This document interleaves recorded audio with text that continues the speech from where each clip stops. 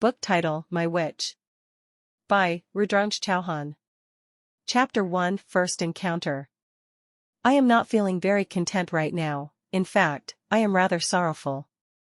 I'm sitting indoors, gazing out the window, searching for the weather.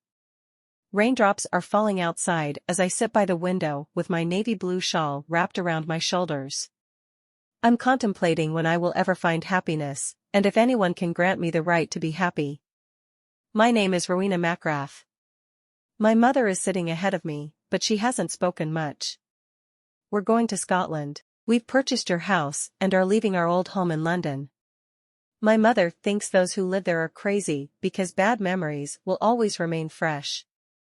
My father passed away, and although there are no financial problems as my father was wealthy, it's not about money. It's about the love.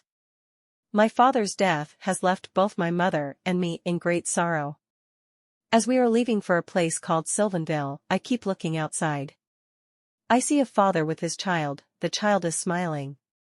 Sometimes, I wonder, I'm turning 18 day after tomorrow and becoming an adult. Will I be able to give my mother the courage she needs? Am I doing enough for her? My hair is red, my eyes are green, my face is fair, and my lips are as rosy as a rose. My mother resembles me, with the only difference that she's 46 now, and she's getting a few wrinkles, a scar on her head from an old injury, she said. However, her story keeps changing, and I think she's hiding something. But what does it matter if she doesn't tell me? I was counting the moments until our arrival, when I could go to the upstairs room and sit in peace.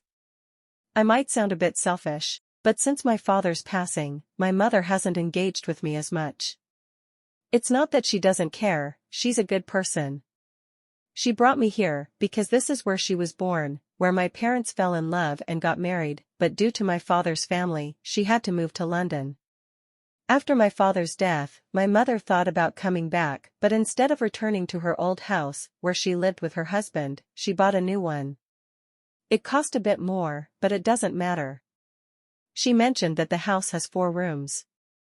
I initially thought we could rent it out, but my mother didn't like that idea at all. Rowena, my mother called. I was deeply lost in thought and it startled me. Yes, Mum? Dear, we'll arrive in about an hour.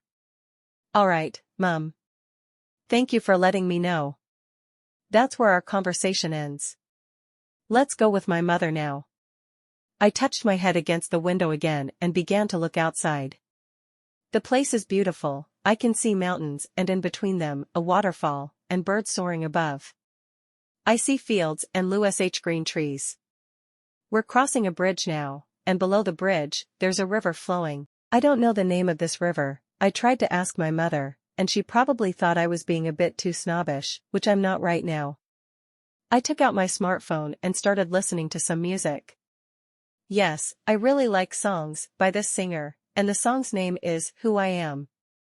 I know people listen to sad songs when they're sad. And that's what I'm doing right now. My mom was sitting in the front, and she hasn't talked much, but I can see the love in her eyes, and she cares a lot. Her name is Rowan.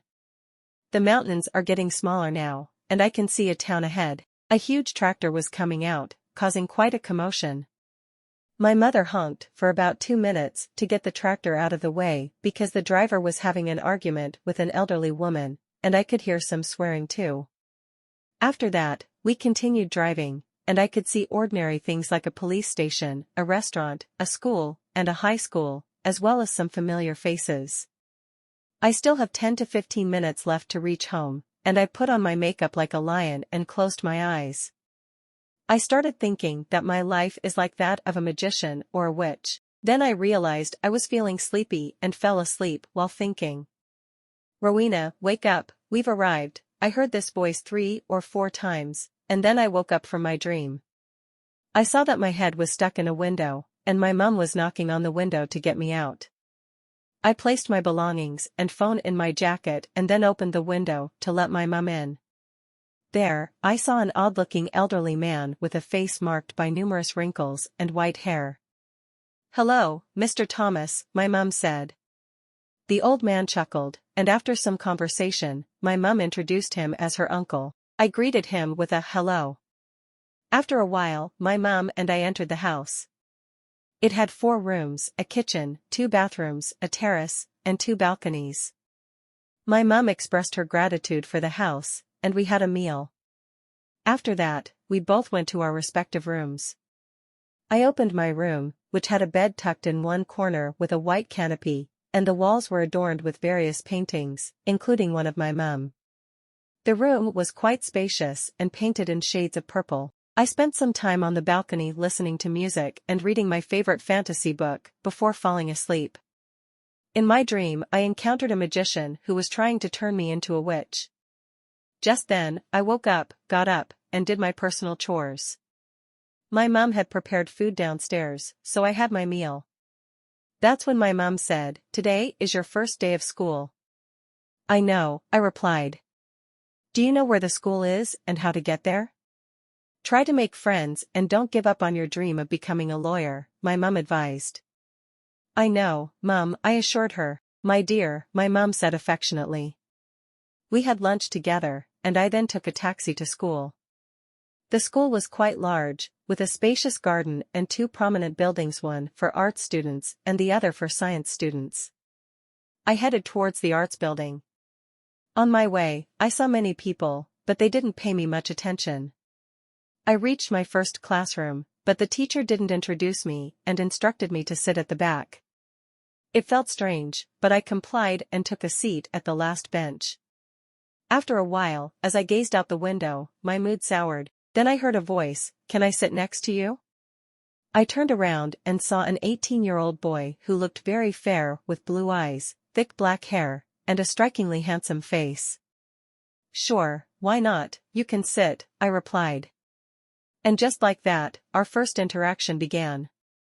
We introduced ourselves, and his name was Harry. He belonged to the same place. He looked lovely. When our conversation reached the topic of family, we both hesitated to share more.